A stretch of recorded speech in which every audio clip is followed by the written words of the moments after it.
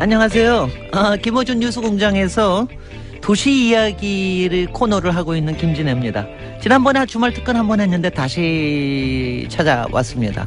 주말 특근이 굉장히 인기가 높다고 그러더라고요. 오히려 다운로드 수가 굉장히 많다고 그러는데 저도 뭐 맨날 그 코너에는 너무 짧아가지고 얘기 못하던 거 여기서 좀 얘기도 할 수 있는 것 같습니다. 이번 여름에 오늘 이제 9월 이제 초하루인데 여름 정말 덥고 정말 습하고 너무너무 힘들어서 했는데 저는 이번 여름 동안에는 도시 여행을 여러분들과 같이 이야기를 하는 게 굉장히 좀 인상에 남습니다. 별로 몇 개는 하지 못했죠. 외국 도시 2개, 우리나라 도시 2개를 했지만 굉장히 여러 가지 인상이 남아서 그것도 여러분들하고 같이 얘기를 할 수 있으면 좋겠습니다. 9월 2일 토요일 뉴스공장 주말 특근 이제 지금부터 함께 하시죠.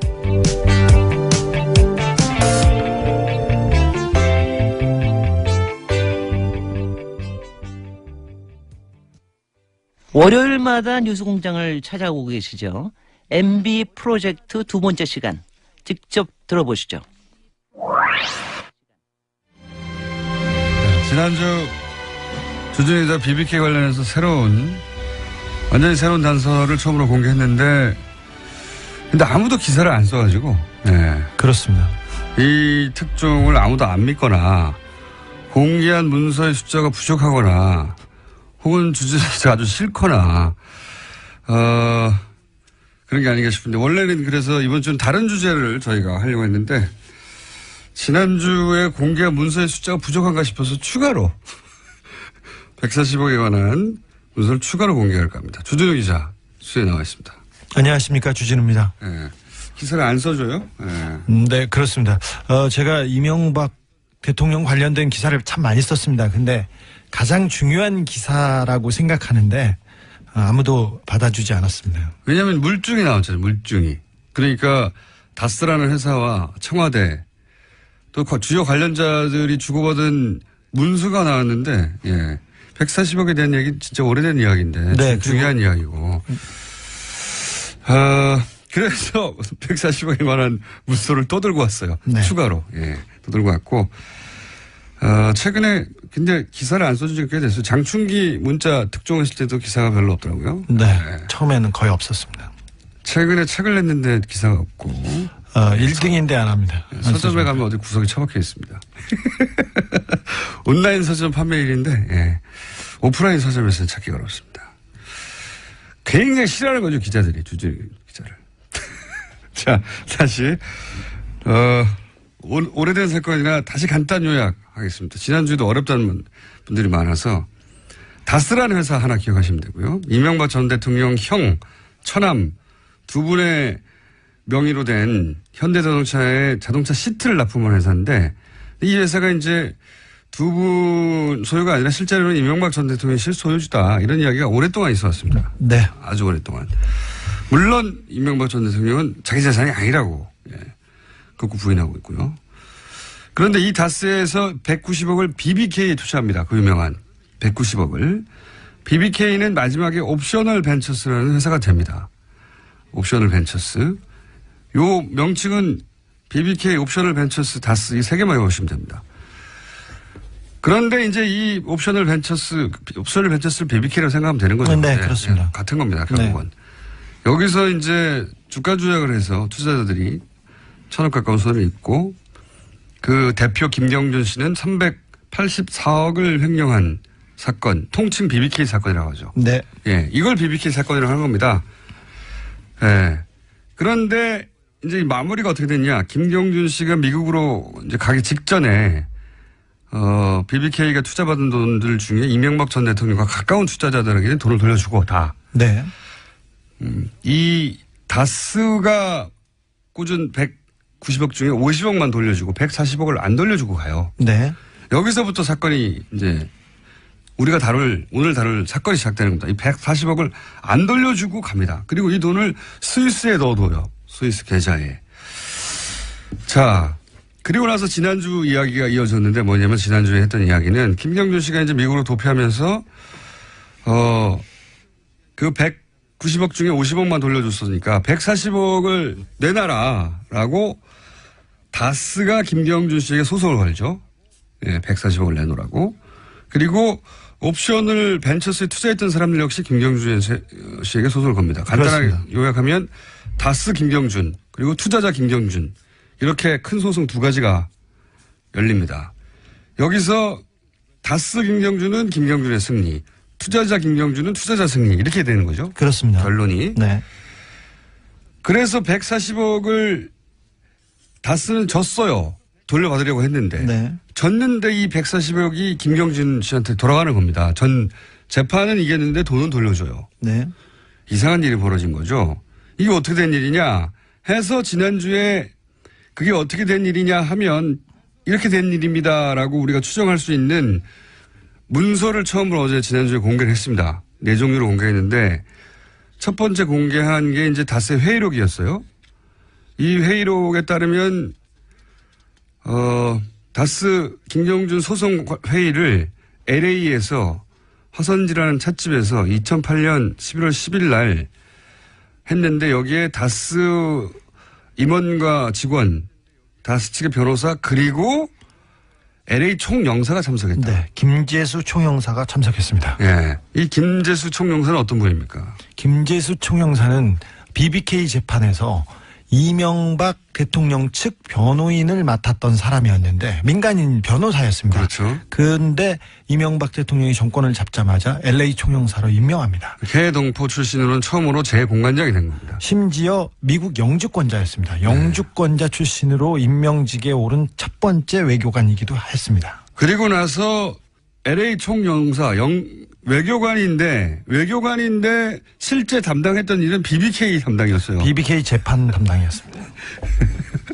이거 자체가 너무 웃기지 않습니까?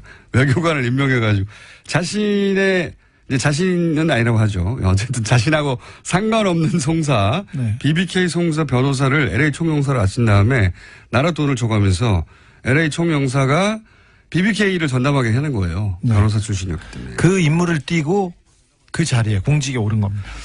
그렇게 추정할 수밖에 없다. 네. 예. 그 다음 이제 문건이 지난주에 LA 총영사 검토 요청 사안 이런 문건이었어요. 네. 이게 이제 청와대 민정에서 만든 거랍니다. 네네. 청와대 민정 누구요? 민정에 예. 한 행정관으로 추정됩니다. 그 BBK 전담 행정관이 있었습니다. 여기도 이게 청와대 내에도 BBK LA에 BBK 전담 총영사가 있었고요. 외교관이 있었고 그다음에 청와대 민정 내에 BBK 전담이 또 있었던 거죠. 네네. 그래서 이제 주진우 기자가 전화해서 여차저차해서 알아보니까 당신이 이 다스 관련을 총괄한 걸로 아는데 청와대에서 이렇게 네. 물어봤더니 누가 그렇디까 그러니까 다스에서 그러던데요. 그러니까 아닙니다. 저는 다스 담당이 아니라 BBK 담당입니다. 이렇게 얘기하셨어요. 지난주 이런 얘기 했었죠. 자, 지난주를 간단히 요약하면 이명박 전 대통령이 일개 사기업 돈을 돌려받기 위해서 사건 변호사를 LA 총영사로 임명하고 그리고 청와대 민정의 담당자를 꽂아서 그 사람들로 하여금 그 돈을 끝내 돌려받게 했는데 그런데 그 재산은 이명박 전 대통령이 자기 재산이 아니라고 주장하고 네. 있는 상황이고요. 그러면 거꾸로 자기 재산도 아닌데 왜 국가공무원을 그렇게까지 동원했냐 이렇게 의문이 들 수밖에 없고 그런 의문에 대해서 이거 실제로는 자기 재산 아니었나? 라고 생각할 수 있는 추정할 수 있는 그런 문서가 구체적으로 처음 나온 거예요. 진짜. 네. 예, 결정적 문서입니다. 맞아요. 담당자가 건넨 문서이기도 하고. 네. 자, 오늘 그래서 이것만 가지고는 기사가 안 돼서 추가로 또 공개하기로 하겠습니다. 네. 첫 번째 추가로 공개할 문서는 뭡니까? 예. 다스의 품위서라는 다스의 회의 자료인데요. 네. 2009년 9월 30일 날 이렇게 작성됐습니다. 그래 작성이 됐는데 140억을 김경준으로부터 받기 위해서 김경준이 감옥에 간 이후에 계속해서 김경준을 회유하고 협박하고 딜을 합니다. 그래서 다스 그 몇 가지 합의 문화를 만들라고 네. 다스와 김경준 측에 이렇게 합의 문화를 만들려고 합니다. 청와대에서 만든 문건 그 지시사항이에요? 네, 청와대 지시사항에 따라서 다스가 만들어서 청와대 보고한 문서입니다. 팩스로 770에 몇 번으로 민정수석실에 몇 번으로 그 다스의 사장 직통번호에서 보냈습니다. 근데 내용을 보면 사과 서면을 만들어라. 그리고 쌍방 하해 문서를 작성해서 교환해라. 그리고 쌍방 소치하를 해라. 그다음에 스위스 계좌 압류 해제 요청을 해라. 그리고 소송 비용은 각자 부담하고 합의서는 서면으로 작성하고 이런 합의 내용을 이렇게 주로 만들려고 하는데 반환금이 원금이 140억이었지 않습니까? 이자 56억 8천만 원을 법정 이자를 꼭 받으라고 해서 이 내용이 들어가 있어요. 이명박 대통령 쪽이었겠죠. 네. 그쪽에서 이 품위서에 드러난 내용으로 보자면 140억만 받는 게 아니라 이자를 받아라 56억을. 네. 사실 다스하고 김경준 측하고 얘기를 했는데 원금을 돌려준다는 거 가지고 얘기를 했는데 네. 이명박 대통령이 화를 내면서 이자도 받아야 된다. 무슨 소리냐. 그래서 그 화를 내가지고 이 합의서에 이자 부분 그 협의하느라고 굉장히 곤란했다고 담당자가 증언하고 있습니다. 담당자가 원금만이라도 지금 감옥에 들어갔고 이제. 그렇죠. 예? 이쪽은 대통령이 됐고. 어찌 보면 공범과도 같은 사람이고. 네. 주범은 바깥에 있고 종범은 안에 들어가 있는데 이자까지 내놓으라고 하니 이게 좀 딜이 어려울 거 아닙니까? 근데 하지만 이명박 대통령은 화를 내면서 절대 포기할 수 없다고 이렇게 불호령을 내렸답니다. 가 이제 이 사안을 대사에서 담당했던 사람의 이야기인 거죠. 네. 예. 이 품위서를 만들고 청와대로 보낸 사람입니다. 그 품위서를 직접 만들어서 청와대에 직접 보낸 사람이 56억을 직접 만들었는지는 모르고요. 예, 이렇게 그 문서를 직접 보내긴 한 사람이고. 네, 관여한 사람입니다. 그러니까 그 팩스로 청와대로 보낸 문건의 원본이에요, 그게? 원본 가지고 있습니다, 제가. 네, 원본입니다. 네. 팩스로 이런 내용을 보냈지 않습니까? 청와대에 보냈대요, 이렇게. 그리고 이자를 꼭 받아내라고. 네. 그리고 그렇게 만약에 합의가 이루어지려면 보통 영문 합의서가 있어야지. 이 영문 합의서 뒤에 붙어 있습니다. 영어는 읽지 않겠습니다. 2장짜리 영문 합의서가 뒤에 붙어 있고요. 또 변호사 검증 자료가 있습니다. 제가 영어를 못 읽어서 안 읽는 건 아닙니다. 그런 비밀 합의서를 다스에서 청와대로 보냈고. 네. 그 보낸 사람으로부터 원본을 받아왔습니다. 두 번째 문서는 뭔가요? 두 번째 문서는 스위스 알렉산드리아 계좌 압류 관련 진행 사항을 청와대에서 작성해서 다스로 보낸 내용입니다. 그러니까 스위스의 알렉산드리아 계좌가 있지 않습니까? 그게 이제 김경준 씨 돈이 들어있는 계좌인데. 네. 그 계좌가 어떻게 돼 있는지 스위스 법무부에서 미국 법무부의 형사 공조 요청으로 알렉산드리아 계좌가 동결됐지 않습니까? 미국 법무부에서 스위스 법무부에 요청해가지고. 네. 왜냐하면 미국에서 소송이 벌어졌으니까 미국 판사에 의해서 미국 법무부를 통해서 요청이 이루어졌겠죠. 네. 그래서 그 다음에는 스위스 법원에서 어떻게 재판이 열렸고, 그 다음 민사 압류 신청은 어떻게 됐고, 형사 고소는 어떻게 됐고, 스위스 검찰은 형사 압류를 2007년 4월에 했고, 그 다음에 스위스 법원에서는 결정을 유지했고, 뭐 이런 식으로 내용과 스위스 관련 계좌의 협의 내용이고 형사 재판 진행사항 내용인데 이런 내용은 사실 민간인들이 변호사들이 얻어내기 어려운 정보들이에요. 그러니까 그래서 스위스에 있는 김경준 씨 계좌와 관련한 아주 구체적인 진행 사항들을 파악한 내용이다. 네, 그렇습니다. 네. 이걸 누가 작성했고 누가 받은 겁니까? 그것은 청와대 쪽에서 내려보낸 문서입니다. 청와대 민정실에서 작성한 것으로 보이고요. 네. 이것을 다스에 보내서 진행상에 맞춰서 니네들이 재판을 준비하라고 내려보냈습니다. 청와대가 그러니까 청와대 민정에서 다스의 재판 사항을 돕기 위해서 네. 청와대 수준에서 파악할 수 있는 내용들을 파악해가지고 사기업을 내려줬다는 거죠. 그렇죠. 네. 세 번째 문서는 뭡니까? 세 번째 문서는 청와대에서 지시한 내용에 대해서 질문하신 내용에 대한 회신입니다 하면서 다스가 대답을 해가지고 올린 보고 문건인데요. 청와대가 그러니까 다스한테 그 내용 어떻게 됐어 하고 이제 질문을 하면 다스는 이런저런 파악해가지고 올린다는 거죠. 네, 그래서 다스의 이게 서류 이게 도장이 찍혀 있어요. 찍혀 있는데 첫 번째 질문에 답해서 다스에서 자금을 수령한 후에 어떻게 민사소송을 취하게 돼 있습니다. 그러면서 돈은 2011년 2월에 수령하고 해제는 2개월이 지난 2011년 4월 5일에 해제하게 됐는데 왜 그러냐 이게 물어보니까 당시 에리카 김이 국내 체류 및 조사 중인 이유로 김경준 쪽에서 요청해서 이렇게 됐습니다. 두 번째 질문에 대해서는 콜린스 판사가 판결문에 위반했다고 얘기합니다. 뭐 이런 식으로 해서 대답. 하여튼 내용은 디테일은 우리가 뭐 일반인들은 들어서는 잘 모르시니까 네. 한마디로 말해서 이제 청와대에서 다스한테 그거 어떻게 됐어? 네. 알아봐 하고 지시하면 다스는 이런저런 내용을 알아봐서 네. 보고를 하고 보고를 했습니다. 팩스로 번호를. 그렇죠. 다스 수준에서는 알 수 없는 내용은 청와대에서 파악해가지고 내려줬습니다. 내용이 이러이러하니까 여기 맞춰서 해. 네. 지시하고 네. 그리고 다스는 또 그러면 우리는 이렇게 하겠습니다라고 품위를 올려서 보고를 하면 네. 야 그 돈은 이제 받아. 응? 이자까지 받아와. 네. 이런 지시를 하고 그러면 네. 담당자는 아니 감옥 가 있는 사람한테 어떻게 이자까지 56억을 받았냐고 어디서. 그러면 혼나고. 그럼 혼나고. 네. 이런 내용입니다. 네. 분명하잖아요. 이걸 혼내고 그 안에서 판단할 수 있는 사람은 한 사람밖에 없습니다. 한 사람밖에 없는데 시간이 다 됐어요. 네. 3부에 다시 뵙겠습니다.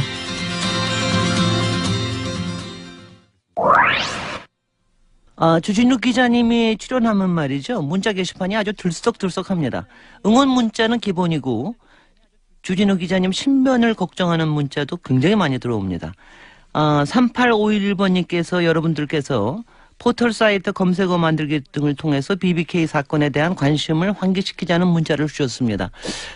지금 MB 프로젝트에 대해서는 조금 더 여러 분들이 여러 그 언론에서 좀 같이 좀 해서 진짜 MB 프로젝트를 성사를 좀 시켰으면 좋겠다는 그런 생각이 듭니다. 기자님들 검토하십시오. 토요일 아침 교통 상황은 어떨까요? 교통정보 듣고 가겠습니다. 정의당 노회찬 대표의 통쾌한 전국 진단. 노르가즘 코너는 언제 들어도 시원합니다. 지금 다시 들어보시죠.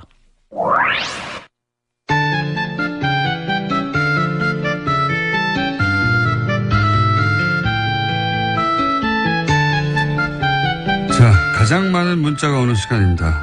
노르가즘 정의당 노회찬 원내대표 나오셨습니다. 안녕하십니까? 네, 안녕하십니까? 예. 또 사건이 많습니다. 일단 이재용 삼성전자 부회장 징역 5년 선고된 것에 대해서 이제 이건 이제 미국이면 24년 선고됐을 것이다. 이렇게 말씀하셨잖아요. 예, 사실 미국 그 양형 기준 매뉴얼이라고 아주 이제 정교하게 짜여진 게 있습니다. 아, 그걸 직접 보시고 하신 말씀이에요? 예, 그렇습니다. 이게 따르면은 일단은 뇌물죄만 뇌물 플러스 횡령인데 뇌물죄만 놓고 보자면은 특검이 그 기소한 거는 모든 뇌물의 총액이 443억이었다. 예. K스포츠 미르까지 합해서. 예. 그래서 특검 주장이 받아들여진 걸 기준으로 하면은 최소 24년 4개월. 예. 이고요. 최소? 예, 최소. 왜냐하면 이 경우에도 이제 양형에 따라서 최장 30년 5개월까지 받을 수 있습니다. 근데 특검 주장 중에서 이제 K스포츠 미르는 안 빠지고. 받아들여지고 예. 승마 부분만 이렇게 77억만 인정됐잖아요. 네. 재판부의 주장. 예. 에 따르더라도 미국 같은 경우는 이게 최소 15년 예. 그리고 최장 19년.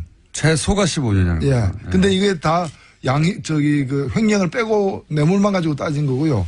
횡령까지 보태게 되면 여기서 더 늘어나겠죠. 뭐 9개월로 재산을 도피하는 것도 빠진 거군요. 그렇습니다. 예, 그것도 빠진 거죠. 네. 그러니까 뭐 20몇 년 최소 20몇 년은 선고되었을 것이다. 그러니까 어찌 보면 이거는 뭐 판사 재량보다도 한국의 법률 자체가 이런 범죄들에 대해서 이런 반사회적 이 범죄들에 대해서 관대하게 지금 법이 되어 있기 때문에 그렇습니다. 그러니까 이 재벌들에게 한국 사회가 좋은 사회죠.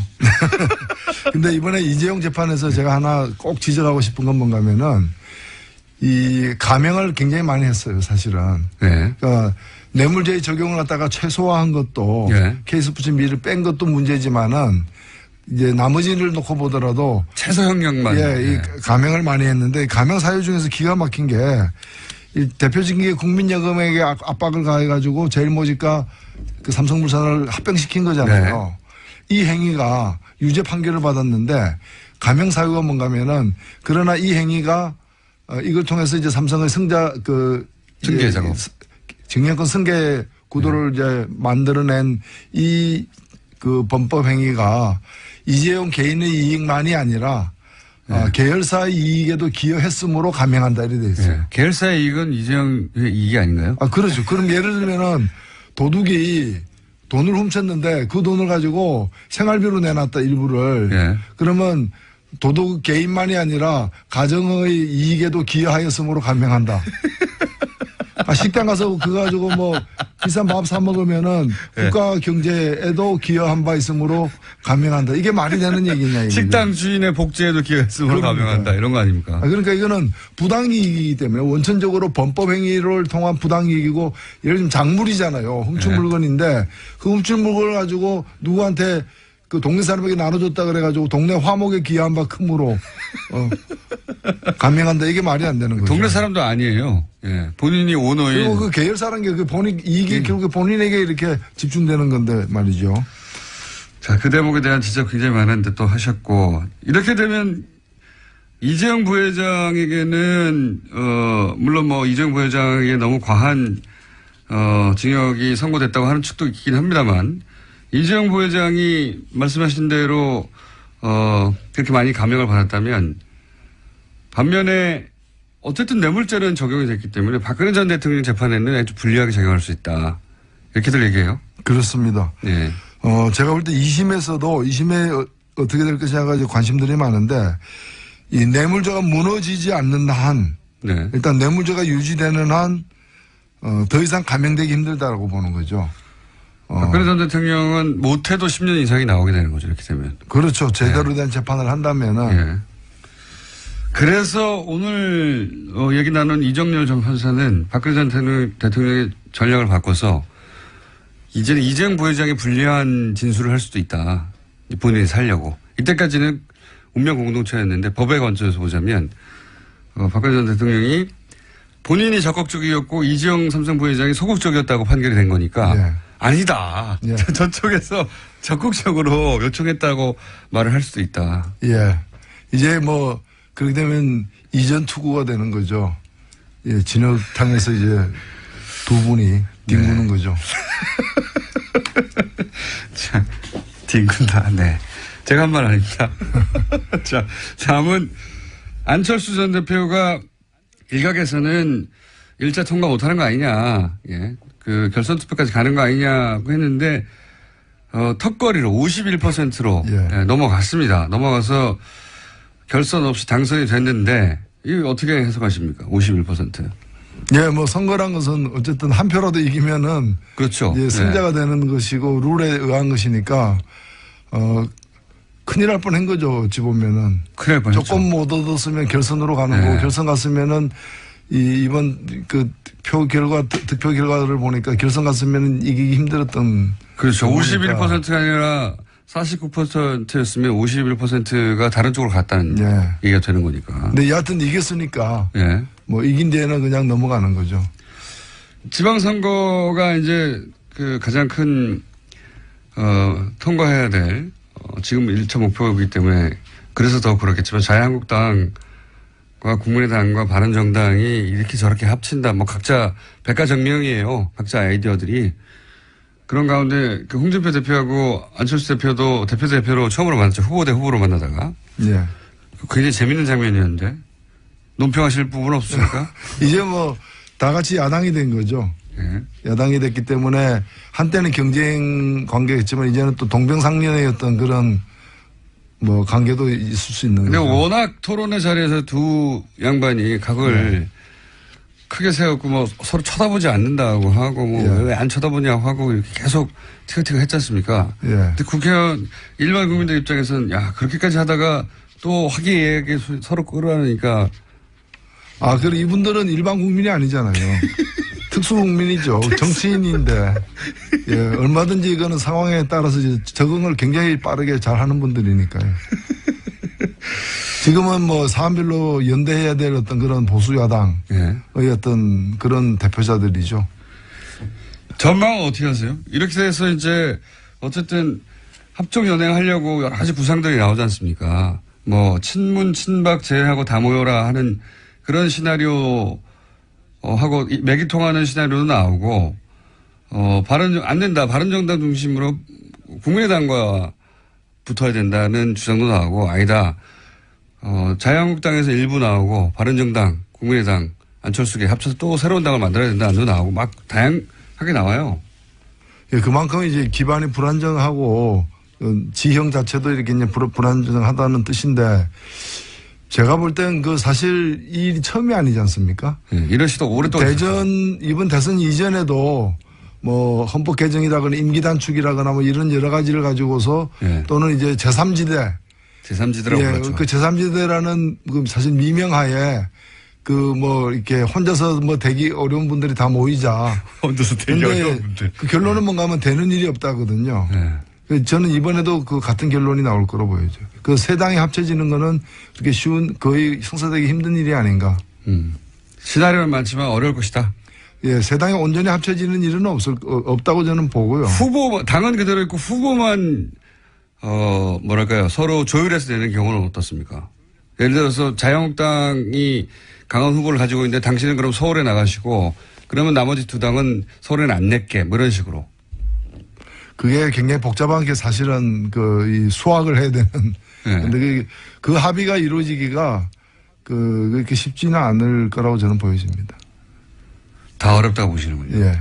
해보신 경험에 의하면 과거에. 예. 아니 그러면은 서울에 자유한국당 나가고 예. 그럼 경기도는 이제 바른당 나가고 어차피 예, 뭐, 지사가 있으니까. 예, 그런 식으로. 예, 그러면 부산에 그럼 국민의당 나간다는 얘기는 국민의당 입장에서는 아무것도 하지 말라는 얘기 같은 합의죠. 그래서 국민의당의 안철수 대표가 나가야 된다고 박지원 전 대표가 주장하는 것 같기도 하고요. 그렇게 서로 역할 분담을 하기 위해서. 예. 그게 가능하겠습니까? 그거는 거의 뭐 괌 포위사기 가는 게 아니라 괌 한복판에 핵폭탄 터뜨리는 것으로 받아들여질 텐데. 가능하기 어려울 것이다. 예, 이거 예전에 사실은 지금의 민주당이 야당 시절에 정의당이나 진보정당과 야당 후보 단일화 뭐 이런 노력 일환으로 많이 시도했다가 그렇게 성공적이지 않았던 과거가 있죠. 예, 뭐 그때하고 좀 경우의 차이는 있다고 보여지는데, 예를 들면 합당 같은 것도 잘 안 되지 않습니까? 그게 쉬운 일이 아니지 않습니까? 물론 지금 유일하게 가능성이 있는 것이 자유한국당과 바른정당의 예. 어떤 특정한 박근혜 전 대통령 제거라거나 여러 가지 특정한 어떤 상황이 창출되게 될 때 그 중에 또 일부 내지 다수가 흔들리거나 하는 상황은 올 수 있으리라 보여지는데 그 이외에 이 세 당이 함께 움직이는 지형의 변화는 다들 이제 자기중심적으로 생각하고 네. 자기들이 다른 당은 나아지지 않겠지만 우리는 앞으로 남은 기간 동안 나아질 수 있다.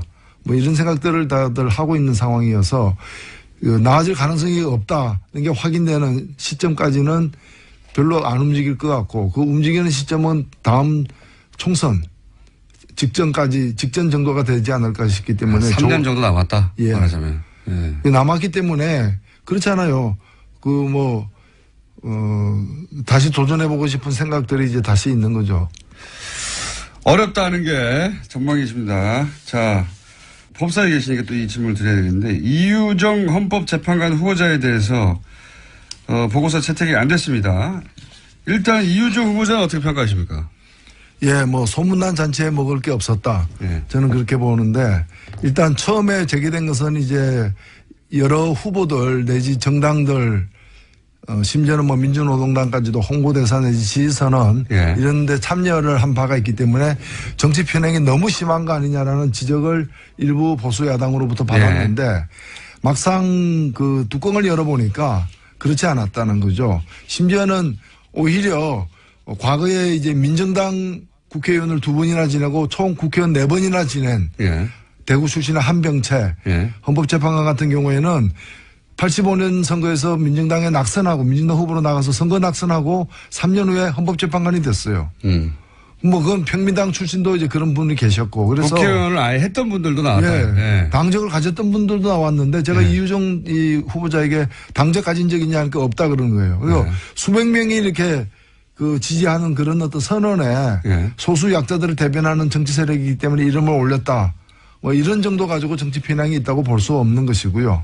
그다음에 경제적으로 몇 가지 흠이 있는 거 아니냐 했는데 다 소소한 뭐 딸에게 유학 비용으로 송금한 것이 딸이 이제 뭐 갑자기 이런 일 당하니까 계좌 하나를 갖다가 이제 신고를 덜 하고 나중에 신고한.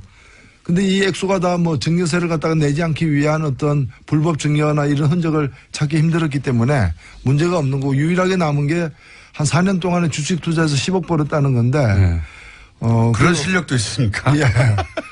이제 그게 이제 국내 경제 사정에 왜 계속 그쪽으로 안 하고 이쪽으로 왔느냐 뭐 이런 질문이 왜는 법피처럼 안 하고 왜 또 헌법재판관 되려고 하느냐. 근데 뭐 그런 얘기 할 수는 있지만 거기에 불법이 없는 한. 예, 그렇죠. 그러니까 이게 지금 뭐 보고서 채택을 안 했는데 보면 이게 다 법사위인데 그래도 기본적으로 우리가 무죄 추정의 원칙이라는 게 있잖아요. 증거가 나오기 전까지는 무죄로 추정을 해야 되고 또 판결이 내려지기 전까지도 그래야 되는데 여기는 보면 유죄 추정의 원칙이에요. 아니라는 게 확실시 않은 다음에는 무조건 유죄로 추정하겠다. 그게 당신은 안 된다.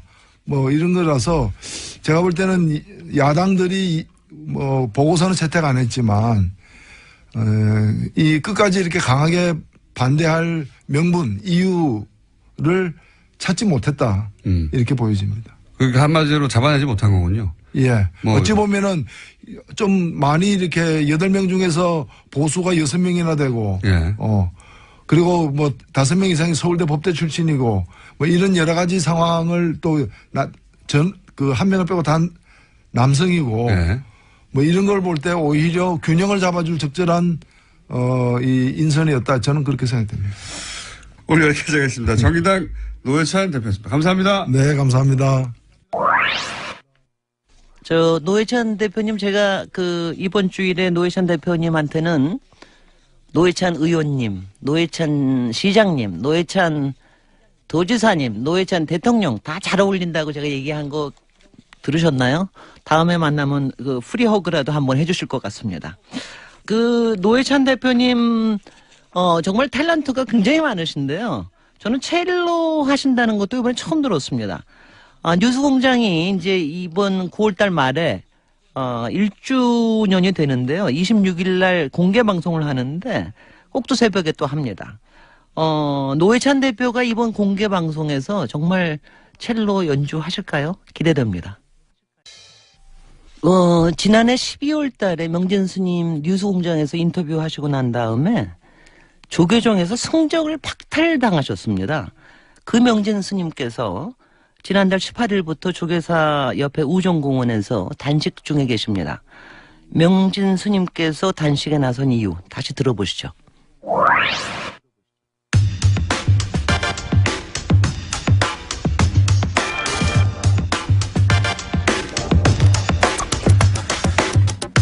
작년 뉴스공장과 인터뷰를 한 이유로 조계종으로부터 승적 박탈 처분을 받았다.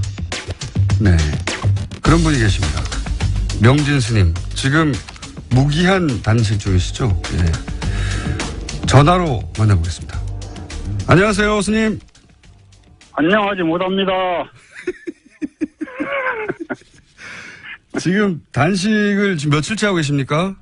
오늘 11일째예요. 11일째. 목소리가 완전 생생하신데 11일. 다 도력이죠. 도력? 네. 도력, 예.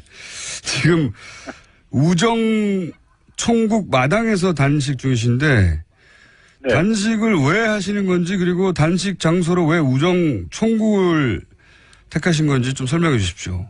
이 장소가 적광 스님이라는 어린 스님을 조계종의 자승의 묵인 방조 교사에 의해서 조계종 청사로 끌고 가서 무차별 폭력을 가한 데입니다. 빨개 벗겨놓고. 적광 스님이라고 하는 분을 폭행한 장소예요? 예, 자기 비리를 폭로하는 기자회견을 하겠다는 걸 막기 위해서 지하실로 끌고 들어가서 고문을 한 거죠. 빨개 벗겨놓고 목을 조르고 피가 나도록 두드럭 하고 해가지고. 빨개 벗겨놓고요? 예, 그렇죠.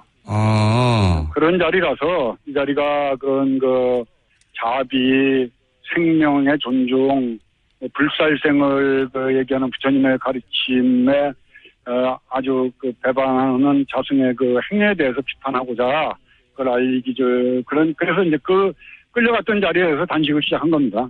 적광수님의 주장은 그러니까 본인이 강제로 환송을 당했다, 폭력을 당하고. 그렇죠. 그럼 당시 적광수님이 주장하고자 했던 내용은 뭡니까? 이제 자승의 도박, 성매수 여러 가지 비리들을 폭로하려고 그랬던 거죠. 그런 내용, 그 내용이 사실 여부는 여기서 따질 일은 아니긴 한데, 네. 그런 내용에 의혹이 있다고 적광스님이 기자회견을 하려고 하는 게 자정스님 측으로부터 제지를 당하고 그리고 폭행을 당했고 그때 네. 환송한다는 데 도장을 찍고 네. 그런 일이 있었던 장소이기 때문에 지금 그렇죠. 네. 네. 그럼 네. 지금 적광스님은 정신병원에 입원했다가 정신병원이요? 이제 그게 4년 전 일인데 정신병원에 입원해 있다가 이제 얼마 전에 퇴원해서 통원 치료를 받고 있고 지금도 정신질환을 앓고 있는 거죠. 그 맞은 후유증으로. 알겠습니다. 그리고 스님이 승적을 박탈당하신 이유는 뭡니까? 남 얘기하지 마시고요. 이제 자승의 그건 우리 김총수께서 너무 잘 아시잖아요. 자승에 대한 무차별 비판이 이제 본인의 심기를 거슬렸는데. 작년 12월에 하신 인터뷰, 예. 네, 그렇죠. 예. 자, 그러면은 지금 단식 투쟁을 하시는 이유는 특별히 그 장소를 택해서 하시는 이유는 이제 적광스님에 대해서 진실을 밝혀야 한다는 것과 그리고 본인에 대한 승적 박탈 처분이 부당하다는 것을 지금 말씀하시는 거죠? 또 제가 이명박 시대 그 강남 한복판에서 공문사. 이명박 정권에 대해서 날솜 비판을 했지 않습니까? 네네네. 네, 근데 그때 저를 사찰을 했겠어요, 안 했겠어요? 했겠습니다. 안 했으면은 원세훈이 직무유기를 한 거라고 생각을 합니다. 근데 사찰을 한 내용이 아마 일정한 부분은 확인이 된 걸로 알고 있습니다. 국정원 적폐청산 TF에서 이제 봉은사 퇴출에 국정원이 개입을 했다. 네. 자세한 내용은 아니지만은, 네.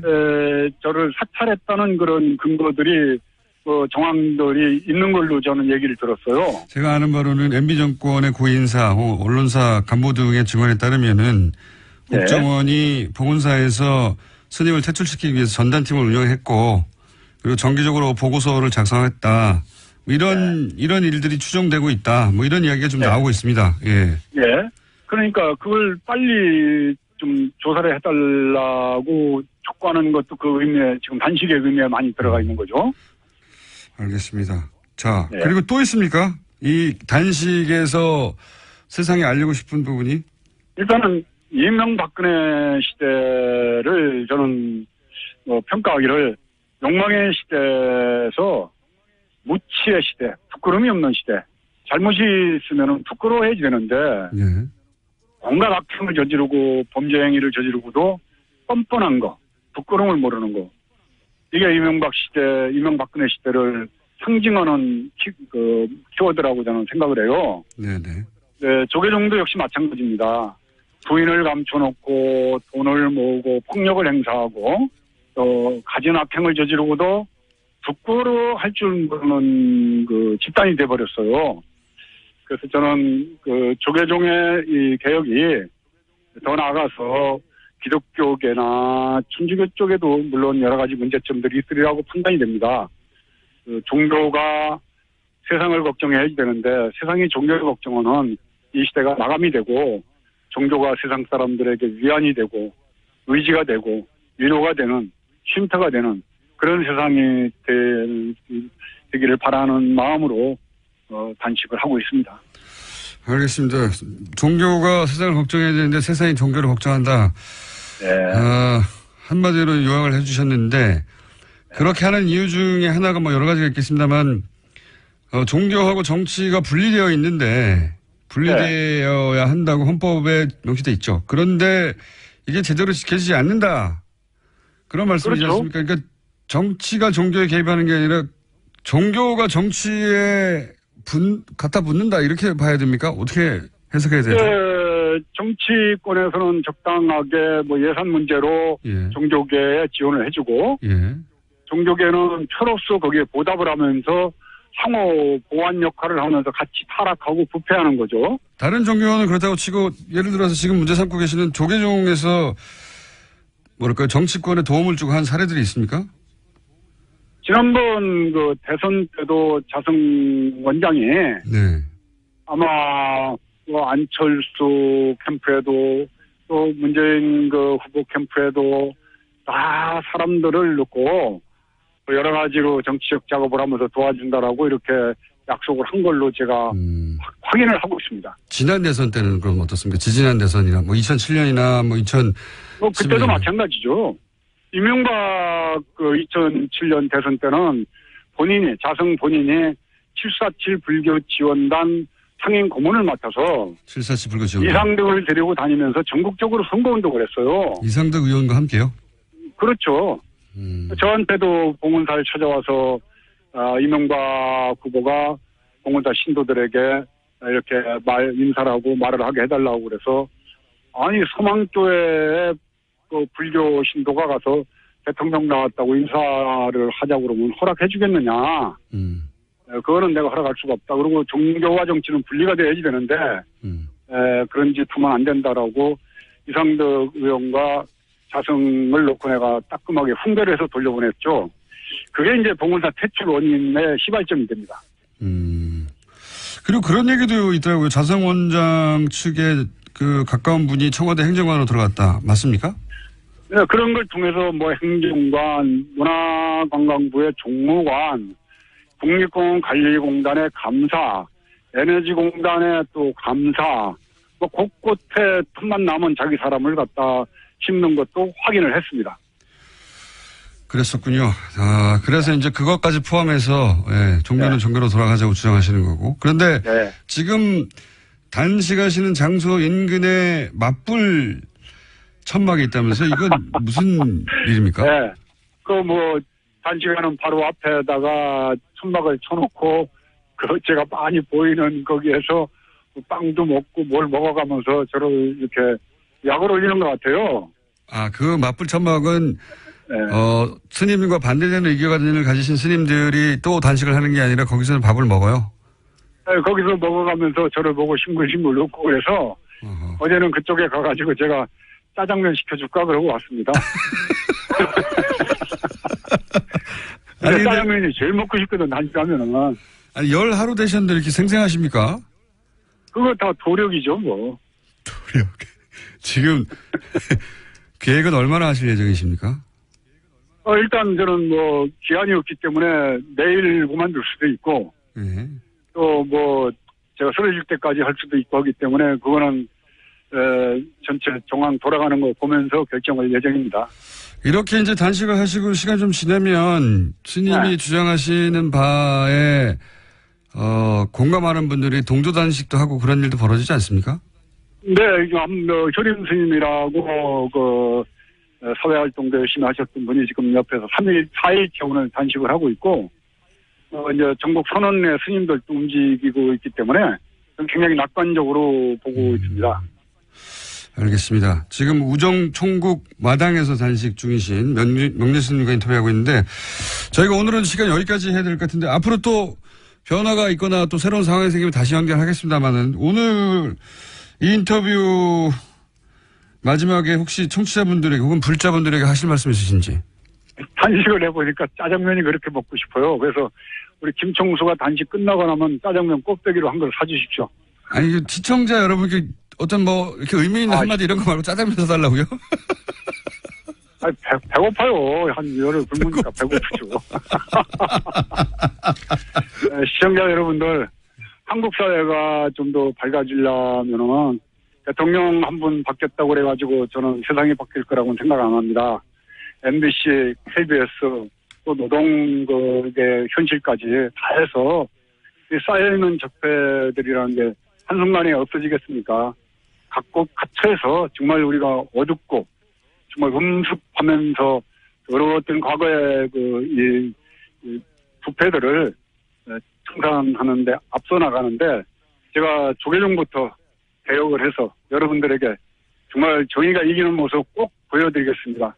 성원해 주십시오. 감사합니다. 알겠습니다. 오늘 말씀 감사합니다. 네, 감사합니다. 건강하시고요. 네, 네, 네. 지금까지 명진 스님이었습니다. 네. 명진 스님께 지지를 보내고 싶은 청취자분들은 시민 108만 명 서명운동을 하고 계시다고 하니 거기 동참하시면 될 것 같고요. 그리고 저희는 반론기도 항상 보장하고 있습니다. 맞불 텐트에 계신 분들이나 혹은 자승 스님 쪽에서 반론이 있으시면 연락 주십시오. 항상 반론권을 보장합니다. 명진 스님 그 단식 오래 하셨는데도 굉장히 목소리에 힘이 있으시죠. 김영래님, 최호민님 등 여러분들께서 다른 종교 교인임에도 불구하고 명진 스님을 지지하신다는 그런 문자를 주셨습니다. 사실 뭐 종교와 이 세속이 결합할 때 여러 가지 그 불의가 일어난 적이 상당히 많습니다. 아마 그것을 이제 김어준 뉴스공장에서 굉장히 주목을 하시는 것 같고요. 이 세상에 대한 성찰을 명진 스님만큼 간명하고 그리고 아주 명확하게 그리고 또 그걸 껴안으면서 얘기하실 수 있는 이런 분들이 사실은 종교계에서 많이 나와주셔야 되는 거 아닌가요? 그렇게 생각됩니다. 이어서 토요일 아침 교통 상황 들어보겠습니다. 이제 진짜 가을입니다. 9월달. 여러분들 9월달 많이 즐기시고요. 특히 가을에는 독서의 계절이라고 하죠. 저도 여자의 독서라는 거를 써가지고 사실 굉장히 많은 호응을 받고 있는데, 9월을 맞아서 책 관련 행사가 굉장히 많습니다. 대학로에도 있고, 파주 출판도시에 여러분들 드라이브 가셔도 좋고요. 이제 책과 이 하늘과 그리고 구름이 펼치는 이 하늘의 그림, 이거 즐기시면서 가을을 만끽하시기 바랍니다. 뉴스공장 주말 특근. 오늘 준비한 순서는 여기까지입니다. 저는 다음 주 목요일날 또 뵙겠습니다. 안녕.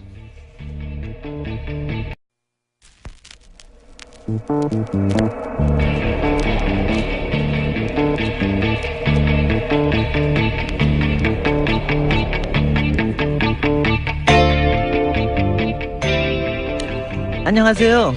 김어준 뉴스공장에서 도시 이야기를 코너를 하고 있는 김진애입니다. 지난번에 주말 특근 한번 했는데 다시 찾아왔습니다. 주말 특근이 굉장히 인기가 높다고 그러더라고요. 오히려 다운로드 수가 굉장히 많다고 그러는데 저도 뭐 맨날 그 코너에는 너무 짧아가지고 얘기 못하던 거 여기서 좀 얘기도 할 수 있는 것 같습니다. 이번 여름에 오늘 이제 9월 이제 초하루인데 여름 정말 덥고 정말 습하고 너무너무 힘들어서 했는데 저는 이번 여름 동안에는 도시 여행을 여러분들과 같이 이야기를 하는 게 굉장히 좀 인상에 남습니다. 별로 몇 개는 하지 못하죠. 외국 도시 2개, 우리나라 도시 2개를 했지만 굉장히 여러 가지 인상이 남아서 그것도 여러분들하고 같이 얘기를 할 수 있으면 좋겠습니다. 9월 2일 토요일 뉴스공장 주말 특근 이제 지금부터 함께 하시죠.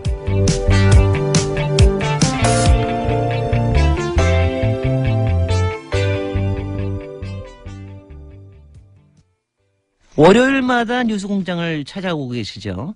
MB 프로젝트 두 번째 시간 직접 들어보시죠. 지난주 주진우기자 BBK 관련해서 완전히 새로운 단서를 처음으로 공개했는데 근데 아무도 기사를 안 써가지고 그렇습니다. 이 특종을 아무도 안 믿거나 공개한 문서의 숫자가 부족하거나 혹은 주진우기자 아주 싫거나 그런 게 아닌가 싶은데 원래는 그래서 이번 주는 다른 주제를 저희가 하려고 했는데 지난주에 공개한 문서의 숫자가 부족한가 싶어서 추가로 140억에 관한 문서를 추가로 공개할까 합니다. 주진우 기자 수에 나와 있습니다. 안녕하십니까, 주진우입니다. 네. 기사를 안 써줘요? 네, 그렇습니다. 제가 이명박 대통령 관련된 기사를 참 많이 썼습니다. 근데 가장 중요한 기사라고 생각하는데 아무도 받아주지 않았습니다. 왜냐하면 물증이 나왔잖아요. 물증이. 그러니까 다스라는 회사와 청와대 또 주요 관련자들이 주고받은 문서가 나왔는데 140억에 대한 얘기는 진짜 오래된 이야기인데 네, 중요한 이야기고 그래서 140억에 관한 문서를 또 들고 왔어요. 네. 추가로. 또 들고 왔고 최근에 근데 기사를 안 써준 지가 꽤 됐어요. 장충기 문자 특종했을 때도 기사가 별로 없더라고요. 네. 처음에는 거의 없었습니다. 최근에 책을 냈는데 기사가 없고. 1등인데 안 합니다. 서점에 가면 어디 구석에 처박혀 있습니다.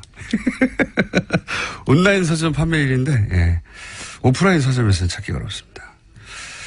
굉장히 싫어하는 거죠, 기자들이, 주재 기자를.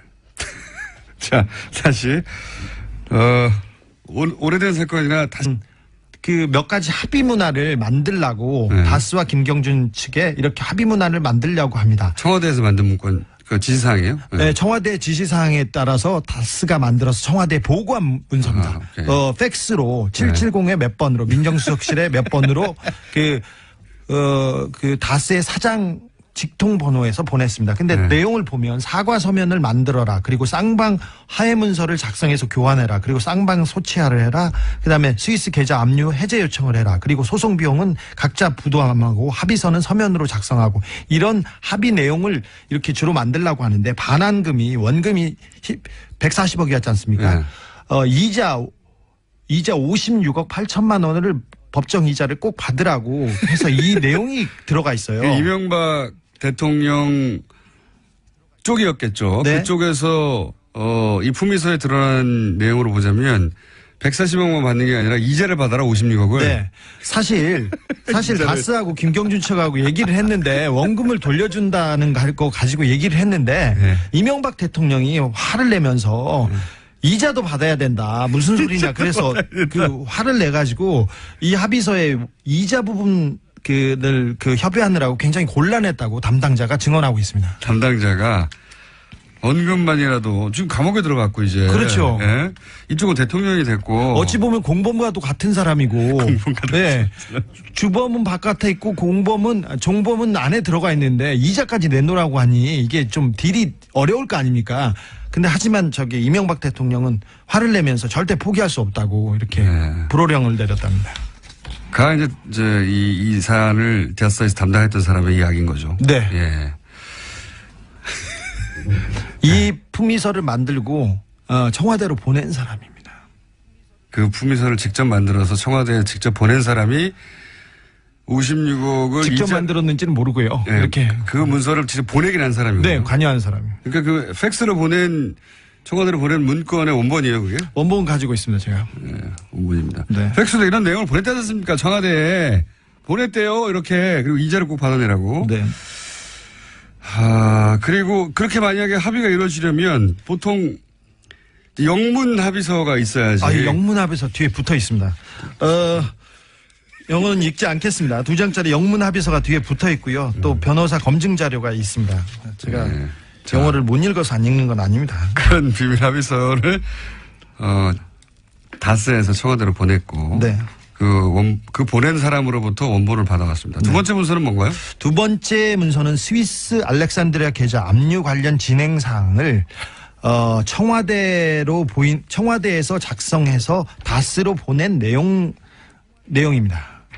그러니까 스위스의 알렉산드리아 계좌가 있지 않습니까? 그게 이제 김경준 씨 돈이 들어있는 계좌인데. 네. 그 계좌가 어떻게 돼 있는지 스위스 법무부에서 미국 법무부의 형사 공조 요청. 간단 요약하겠습니다. 지난주에도 어렵다는 분들이 많아서 다스라는 회사 하나 기억하시면 되고요. 이명박 전 대통령 형, 처남 두 분의 명의로 된 현대자동차의 자동차 시트를 납품한 회사인데 이 회사가 이제 두 분 소유가 아니라 실제로는 이명박 전 대통령의 실소유주다. 이런 이야기가 오랫동안 있어 왔습니다. 네. 아주 오랫동안.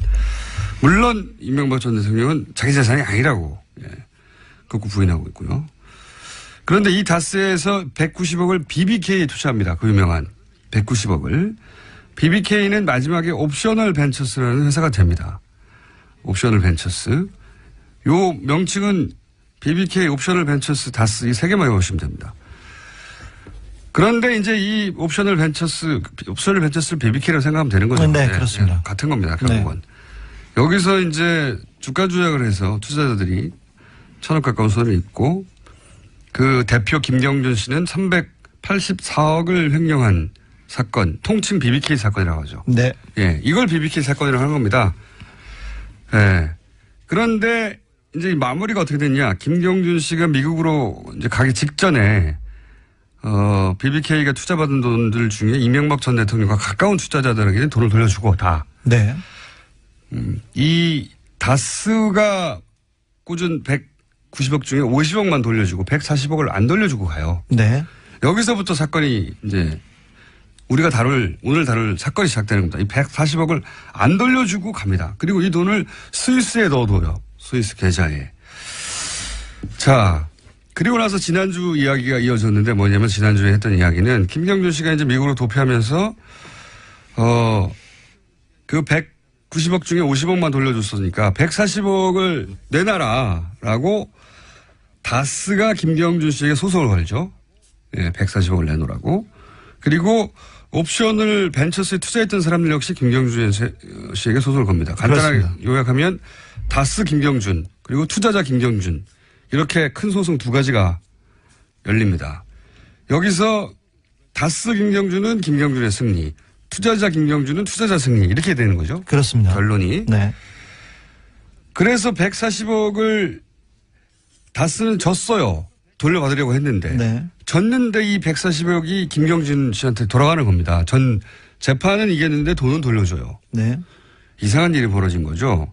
이게 어떻게 된 일이냐 해서 지난주에 그게 어떻게 된 일이냐 하면 이렇게 된 일입니다라고 우리가 추정할 수 있는 문서를 처음으로 어제 지난주에 공개를 했습니다. 네 종류로 공개했는데 첫 번째 공개한 게 이제 다스의 회의록이었어요. 이 회의록에 따르면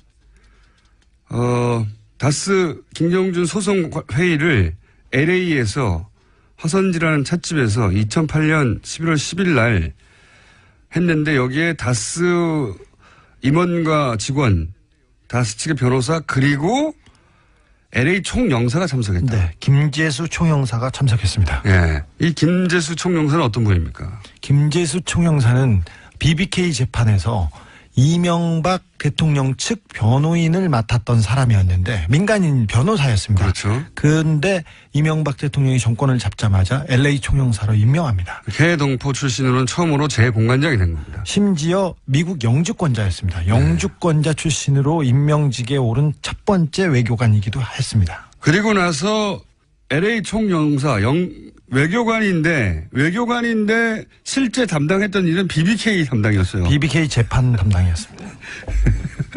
이거 자체가 너무 웃기지 않습니까? 외교관을 임명해가지고 자신은 아니라고 하죠. 어쨌든 자신하고 상관없는 송사, 네. BBK 송사 변호사를 LA 총영사로 아친 다음에 나라 돈을 줘가면서 LA 총영사가 BBK를 전담하게 하는 거예요. 네. 변호사 출신이었기 때문에. 그 임무를 띠고 그 자리에 공직에 오른 겁니다.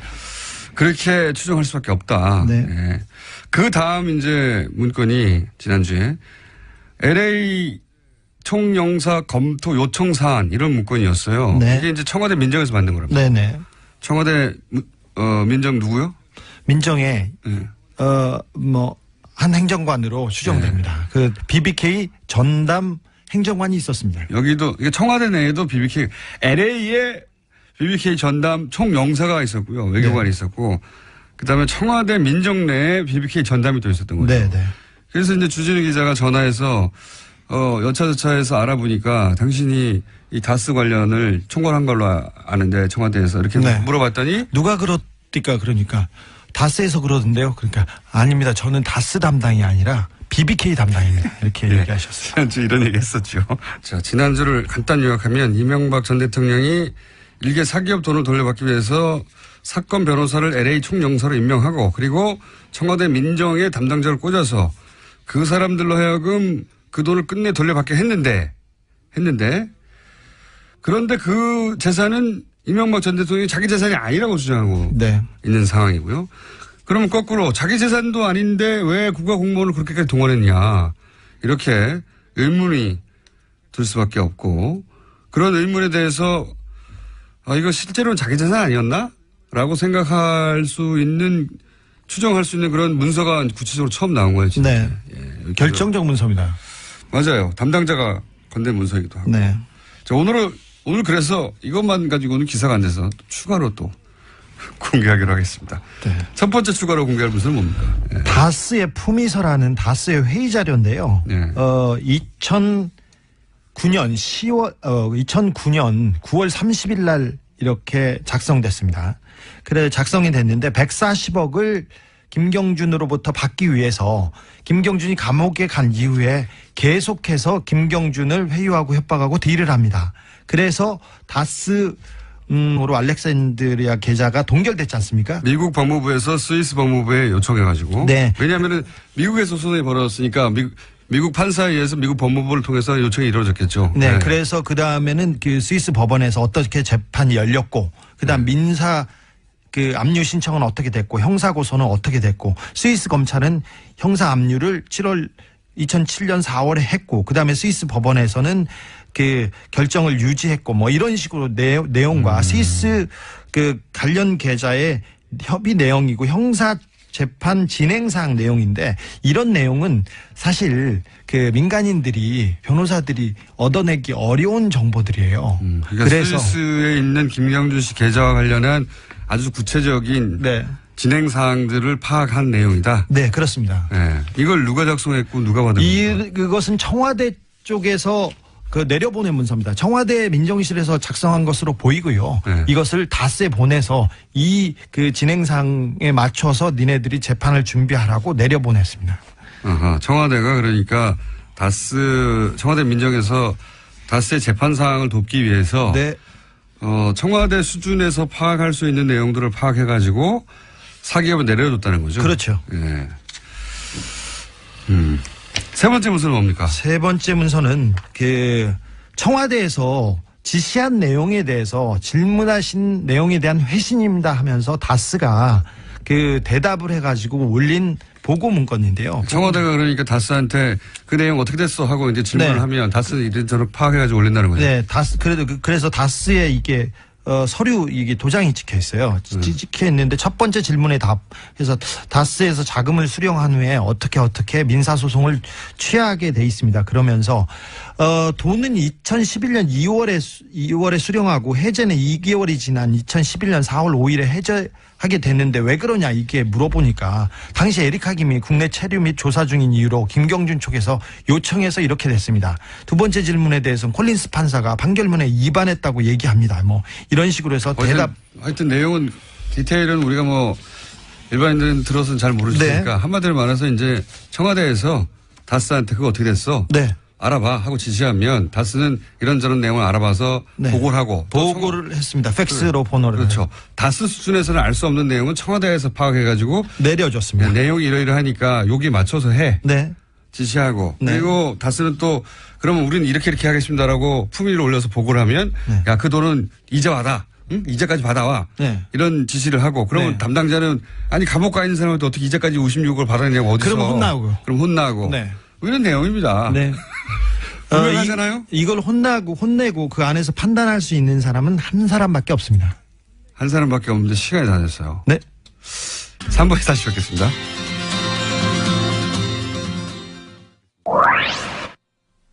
주진욱 기자님이 출연하면 말이죠. 문자 게시판이 아주 들썩들썩